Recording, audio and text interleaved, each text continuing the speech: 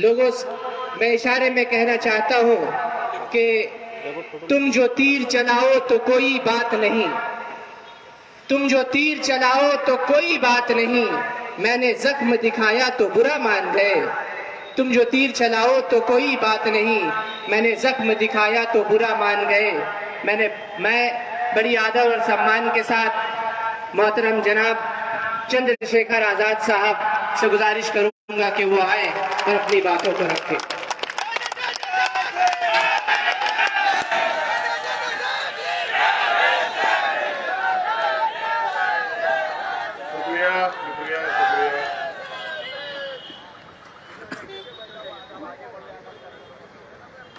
मैं सबसे पहले शुक्रिया अदा करता हूं भाई आसिफ रजा जी का, उनके तमाम साथियों का, जिन लोगों ने प्रयास किया कि वो आवाजें जो हक और अधिकार के लिए उठती हैं उनको इकट्ठा किया जाए। मैं दिल की गहराइयों से शुक्रिया अदा करता हूं उनकी पूरी टीम का कि उन्होंने एक अच्छा प्रयास किया, हमें अवसर दिया यहाँ आने का और अपनी बात रखने का। और जो संचालक साथी अभी वो कह रहे थे मजमे को लेके, तो मैं बस उनसे ये कहता हूं कि जंग में कागजी अफदाद से क्या होता है, जंग में कागजी अफदाद से क्या होता है, हौसले लड़ते हैं तादाद से क्या होता है, कोई फर्क नहीं पड़ता। जिस दिन हमारे सब लोग जाग जाएंगे उस दिन शायद मजमू की जरूरत ही नहीं पड़ेगी। अभी जितने जागे हैं उतने प्रयास कर रहे हैं।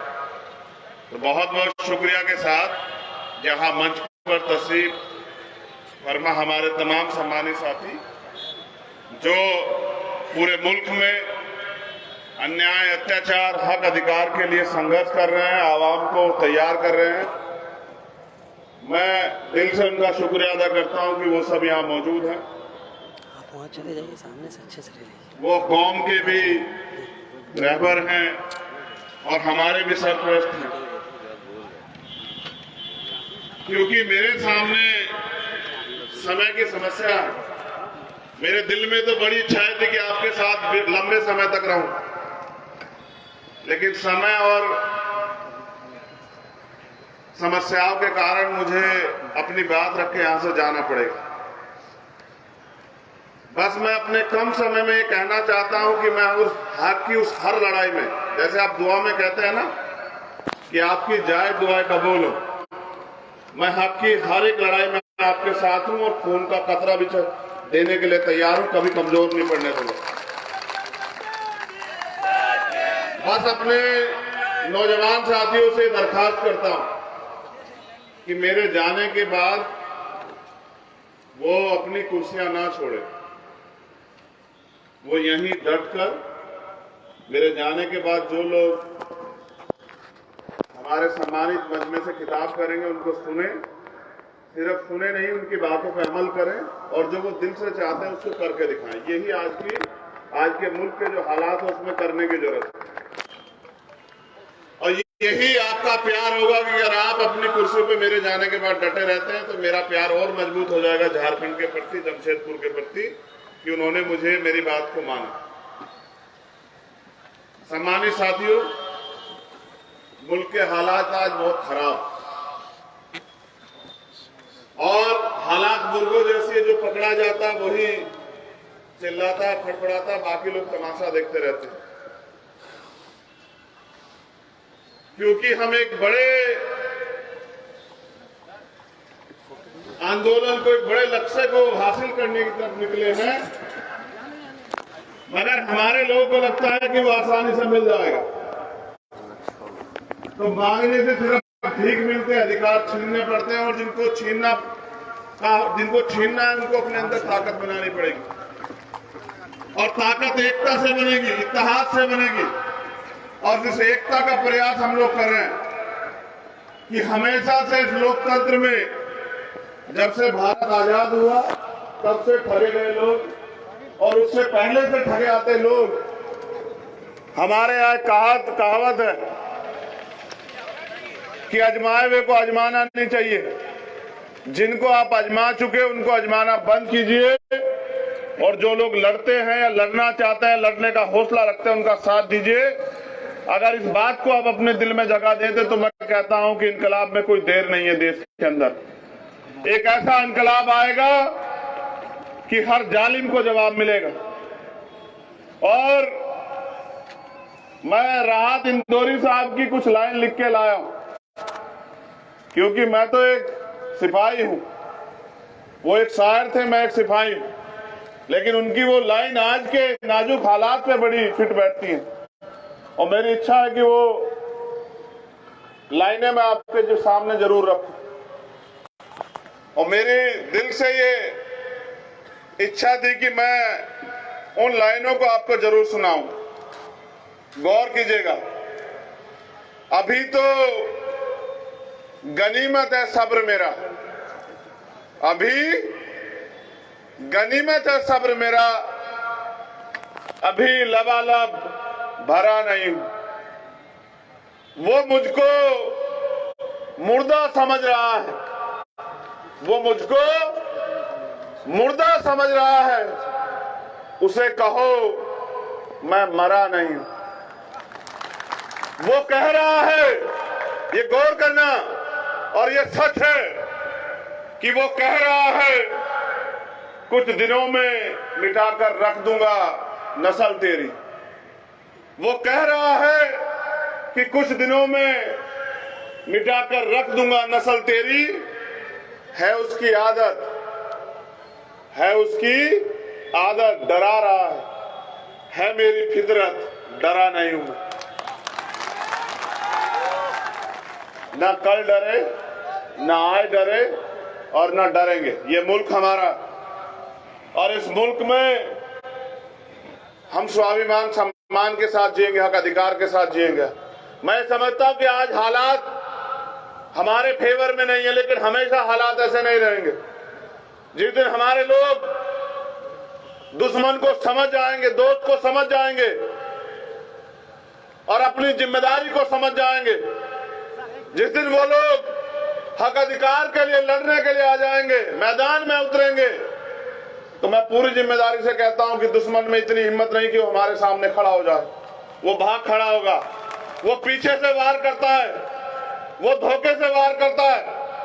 मैं अपने भीम आर्मी के नौजवान साथियों से कहना चाहता हूं, जमाना तुम्हारी तरफ देख रहा है, तुम्हारे कंधों पे बहुत बड़ी जिम्मेदारी। एक तरफ बांटने वाले लोग हैं, एक तरफ जोड़ने वाले लोग हैं।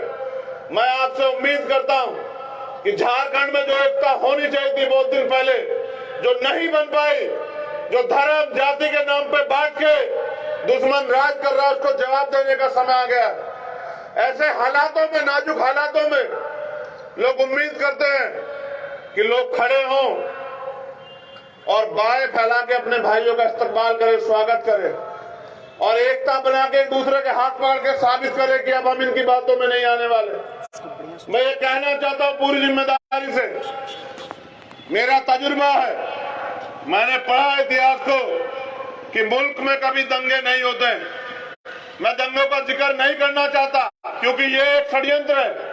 दंगे इसलिए कराए जाते हैं कि जो कौम तरक्की करना चाहती है वो तरक्की से ध्यान हटा के दंगों की तरफ, अपनी सुरक्षा की तरफ सोचती रहे। और दंगे हमेशा ये नेता कराते हैं जिनको दंगों से फायदा होता है। हमें बच के कभी फायदा नहीं हो सकता है, हमें जुड़ के फायदा हो सकता है। ये जमहूरियत है, जिनका वोट है उनका राज होना चाहिए, मगर जिनका वो वोट है उनके हाथ ऐसे फैले हुए। ये दंगे इसलिए कराए जाते हैं कि जिससे नफरत बढ़ती रहे और नफरत के शिकार हम लोग होते रहे। हमें समझना पड़ेगा। और जिस दिन मेरी समझ में आया, मुझको हजरत मौलाना सज्जन नोमानी साहब जैसे लोगों ने समझाया और बताया कि ये इनके सबके पीछे कौन है, मेरी समझ में आया तो मैंने समझाना शुरू किया। और आज हालात ऐसी है कि आज हमारे लोग नहीं लड़ रहे हैं एक दूसरे से। आज उनको समझ आया कि भाई कौन है और दुश्मन कौन है। इस बात को आगे बढ़ाने की देर है, और दुश्मन के किसी भी साजिश में, उसके किसी भी झूठी बातों में आने की ना देर। अब उनकी बातों में ना आके अपनी हक अधिकार की लड़ाई को आगे बढ़ाना है। मेरे साथियों ने बताया, कहा गया यहाँ विपक्ष की सरकार है। मुझे भी लगा अच्छा कि विपक्ष की सरकार है, यहाँ तो मेरे लोगों के हालात बड़े अच्छे होंगे। लेकिन जब मॉब लिंचिंग का डाटा देखा जाता है तो एहसास होता है कि वो जो केंद्र में सरकार बैठी और यहाँ की सरकार में के कारनामों में कुछ ज्यादा फर्क नहीं। इस सच्चाई को कहना पड़ेगा। मैं अपनी जबान पे ताला नहीं लगा सकता हूं। मैं गुलाम नहीं हूं किसी का, और ना ही मैं किसी से जो है मैं किसी के आगे झुकना पसंद करता हूं। सच कहूंगा, और सच ये है कि यहाँ की सरकार भी हमें कीड़े मकोड़े समझ रही है। उन्होंने जो वादे किए लोकतंत्र में इस चुनाव से पहले कि हम ये करेंगे, आज उन पे वो काबिज नहीं है। मैं यहाँ की सरकार को भी कह रहा हूं कि वो अपने अंदर बदलाव करे। वो अपने वादों को, जो वादे उन्होंने किए थे आवाम से, उन पे खरा उतरे, वरना उस सरकार का भी सामना करना पड़ा था। उस सरकार का भी सामना करेंगे, अपने लोगों के हक की आवाज को दबने नहीं देंगे। एक बहुत बड़ी घटना पे आपका ध्यान आकर्षित कराना चाहता हूं। यहाँ की छोड़ दो, यहाँ के साथियों ने कल रात से बताया कि परमिशन नहीं दे रहे थे, तो मैंने उनसे कहा कि देखो एक विपक्ष की सरकार है जो परमिशन नहीं देती। यहाँ जो बैनर पोस्टर लगाए गए थे उनको फाड़ दिया गया, तो हमने कहा कि उनको बैनर फाड़ने दो। हम उनके भारत के सुप्रीम कोर्ट ने आरक्षण पर जो कैप थी, आपके एजेंडे में सबसे पहला मसला आपने रखा है कि ईडब्ल्यूएस का आरक्षण खत्म होना चाहिए। ये गलत है, वास्तविकता में गलत है। लेकिन भारत के सुप्रीम कोर्ट ने, सर्वोच्च न्यायालय ने उसको मान्यता दी और कहा कि आज हमने 50% की कैप खत्म कर दी है। मैं इस मंच से कहना चाहता हूं कि मुल्क की तरक्की, मुल्क में रहने वालों की तरक्की, इस आवाम की तरक्की तब होगी जब इस आवाम के लोगों को हक अधिकार मिलेंगे, जब इस आवाम के लोगों को नौकरी मिलेगी, रोजगार मिलेगा, जमीन मिलेगी, आगे बढ़ने के अवसर मिलेंगे, तब जो है इनके हालात बदलेंगे। तो मैं मानता हूं कि जिसकी इतनी संख्या भारी उसकी इतनी हिस्सेदारी। संख्या के आधार पर आरक्षण इस देश में अब लागू होने का समय आ चुका है। चाहे वो मुसलमान की आबादी हो, चाहे वो सिख की आबादी हो, चाहे वो जैन की आबादी हो, चाहे वो दलित की आबादी हो, चाहे वो पिछड़े वर्ग की आबादी हो जिनकी 52% आबादी और झुंझुना 27% का वो भी पूरा नहीं मिलता, उसको लेके घूम रहे हैं। और इसके लिए जरूरत है कि मुल्क में जातिगत जनगणना होनी चाहिए। जब जातिगत जनगणना होगी तभी पर्दा खुलेगा कि किसकी कितनी संख्या और किसको मिला क्या देश में। आज हमें इस मुल्क में आजाद हुए 70 साल से ज्यादा हो गए, लेकिन अगर जातिगत जनगणना हो के आंकड़े बाहर आएंगे तो पता लगेगा कि हम पे कितने रोजगार, कितनी नौकरियां, कितनी जमीन है, कितना बिजनेस है, कितनी हिस्सेदारी हमें मिली है हमारे मुल्क में। देश आजाद हुआ, कमजोर कमजोर रह गया, गरीब गरीब रह गया। जिन पे सामाजिक आर्थिक जो ब्राह्मणिकल सोशल ऑर्डर है उसके आधार पे जिनको अधिकारों से, पढ़ाई से, अवसरों से वंचित रखा गया, वो ऐसी हालात में पड़े रहे। और आज भी इसी हालात में कुछ लोगों के भरोसे, जिनको रहबरे कहते हैं, कि उन रहबरों के भरोसे वो जिंदगी बदलेंगे। कोई रहबर जिंदगी नहीं बदलेगा आपकी अगर आप अपनी लड़ाई नहीं लड़ोगे। मैं आपसे अपील करता हूं कि समय आ चुका है, उठ खड़े हो, इंतजार मत करो। ये हक अधिकार का समय है, ये अपने आने वाली पीढ़ियों को जवाब देने का समय है। अगर आज हम लोग चूक गए और मुल्क के आईन, मुल्क के संविधान पर जो खतरा मंडरा रहा है, अगर वो खतरा और मजबूत हुआ तो कल आने वाली पीढ़ी आपसे, मुझसे हिसाब मांगेगी। मैं इस्लाम के मानने वाले लोगों से भी कहना चाहता हूं कि इस मुल्क का, पूरे दुनिया में एक ऐसा मुल्क जो सबको बराबर का अधिकार देता है, जिसका संविधान, आज उस संविधान को कुचलने का प्रयास किया जा रहा है। आज हमें एकता बनाने की जरूरत है। जानवर भी समझते हैं, ये जो सम्मानित साथी बैठे हुए हैं ये गौर करें, जानवर भी समझते हैं कि जब आग लगी हो जंगल में तो सबको एकजुट हो जाना चाहिए, लेकिन आवाम नहीं समझ रही है। क्योंकि जो लोग खुद अपने निजी स्वार्थों में बांट के रखना चाहते हैं उनको भी जवाब देना पड़ेगा हमारे साथ साथ, कि जब इस मुल्क में हमारे हक अधिकार, हमारा सम्मान, स्वाभिमान गांव पे लग गया था, तब हमारे रहबर क्या कर रहे थे जिनको कौम ने रहबर माना। तो जितनी जिम्मेदारी मेरी है उतनी आप सब लोग की और उतनी सब लोगों की है कि हम एक यूनाइट हों। इस देश के दलित, पिछड़े, आदिवासी, मुसलमान, जैन, सिख, बौद्ध एकजुट हों, भाईचारा बनाएं और मिलकर अपने हक अधिकारों की लड़ाई लड़ें। संविधान ने तो बहुत कुछ दिया है। संविधान ने अनुसूची 5 दी, इस देश के जल, जंगल, जमीन पे आदिवासी को हक दिया, लेकिन जितनी जमीन वो तैयार करता है वो लूट लेती है सरकारें, और वो बेबस हो जाता है और अपने हक की आवाज उठा तो नक्सली कह के मारा जाता है। ये है मुल्क में हमें मिला है। जो अगर हम अपने हक की लड़ाई लड़ते हैं तो झूठे मुकदमे, सीबीआई, ईडी की रेड और तमाम तरह के प्रयास करके हमें रोका जाता है। नहीं रुकेंगे, बिल्कुल नहीं रुकेंगे, और तब तक नहीं रुकेंगे जब तक इस गैर बराबरी को उखाड़ के नहीं फेंक देते, जब तक हम लोग आवाम में क्रांति नहीं पैदा करते थे। जैसे हम अंग्रेजों के खिलाफ लड़े तैसे इनके खिलाफ भी लड़ेंगे और इनको भी जवाब देंगे, क्योंकि हमें आज हमसे उम्मीदें की जाती हैं, उन उम्मीदों पे खरे उतरना है। और मैं सरकार से मांग करता हूं, यहां आईबी इंटेलिजेंस के लोग होंगे, LIU के लोग होंगे, पुलिस के लोग होंगे, कहना वजीर आजम से, वजीर आजम ही हुए ना, है मुख्यमंत्री, कहना मुख्यमंत्री से कि मॉब लिंचिंग पे 2 महीने के अंदर कानून पास करो, और नहीं करोगे तो फिर करेंगे तुम्हारा भी सामना रांची के मैदान में। आप तैयार रहना। हक की लड़ाई में किसी के लिए कोई समझौता नहीं। आपने वादा किया था मेरे लोगों से, जो भाजपा की सरकार में मॉब लिंचिंग होती है वही है आपकी सरकार में हो रही, फिर आपका क्या फायदा मुझे बताइए। अगर नहीं सुधरोगे तो आपके सामने भी लड़ेंगे संवैधानिक रूप से, लेकिन जवाब देना पड़ेगा। मुख्यमंत्री जी, आपने जो वादे किए थे कि हम करेंगे, और हम करेंगे, कब करेंगे? बीच में भी आपकी सरकार से डावाडोल हो रही थी, आपके कर्मों की वजह से। हमारे लोगों ने तो पूरा इंतजाम किया था कि आप बैठे रहें कुर्सी पे।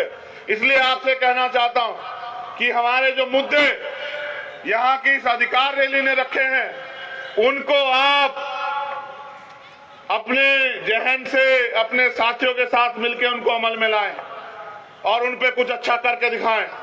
और आपसे कहना चाहता हूं, मैं तो नाउम्मीद हूं इन लोगों से। उसका कारण कि हमेशा ठगे गए और फिर उम्मीद करके बैठते, फिर ठगे जाते हैं। तो मैं नाउम्मीद उन लोगों से हूं, लेकिन आपसे नहीं। आपसे कहना चाहता हूं कि इस लड़ाई में अब समय आ चुका है एक दूसरे का हाथ पकड़ के आगे बढ़ने का, और मैं निराश नहीं करूंगा। आपको मेरा वादा है, मैं यहां समाज से वादा कर रहा हूं, निराश नहीं करूंगा। आप 1 कदम चलोगे तो 100 कदम चलूंगा, आप 100 कदम चलोगे तो 1 लाख कदम चलूंगा, और आप नहीं भी चलोगे तो भी जब आपकी तरफ कोई आंख उठेगी उसको जवाब देने के लिए आपका भाई आपके साथ खड़ा रहेगा। पूरी जिम्मेदारी से कह रहा हूं, बस अमल में लाइए और अपनी जिम्मेदारी को समझिए। समय किसी के लिए नहीं रुकेगा, ना मेरे लिए, ना आपके लिए। कल हम सबको जाना है, ये निजाम जो आया है उसको जाना है, लेकिन दुनिया क्यों याद रखे आपको मुझे बताओ। यहाँ इंसान भी पैदा होते हैं और जानवर भी पैदा होते हैं, लोग अपने लिए भी जीते हैं। याद उसको किया जाता है जो दूसरों के लिए जीता है। तो दूसरों के लिए जियाने के दूसरे भी, वो दूसरों में भी अपने जो उम्मीद करके बैठे कोई हमारे लिए लड़ेगा, कोई बोलेगा। ऐसे हालातों में एक शायरी हमारे साथी अधूरी छोड़ गए हैं, उस शायरी को भी पूरा कर देता हूं कि ये सूरज चांद सितारे मेरे साथ में रहे, ये सूरज चांद सितारे मेरे साथ में रहे, जब तक आपके हाथ मेरे हाथ में रहे, और खाक से टूटकर गिर जाएं वो पत्ते नहीं है हम, आंधियों से कह दो औकात में रहे। ये अभी मेरी गाड़ी पे 2 दिन पहले एक जगह हमला किया गया, उनको लगता है डर जाऊंगा। याद कर रखना कि डर जाऊंगा तो मर जाऊंगा। आजाद जिया हूं, आजाद मरूंगा। ये मुल्क मेरा है, और इस मुल्क की तरक्की के लिए, इस मुल्क में रहने वाले अपने लोगों के लिए अगर कोई कीमत चुकानी पड़ी तो तैयार हूं। बहुत बहुत शुक्रिया। जय भीम, जय जोहार, अस्सलाम वालेकुम, सत श्री अकाल, नमस्कार।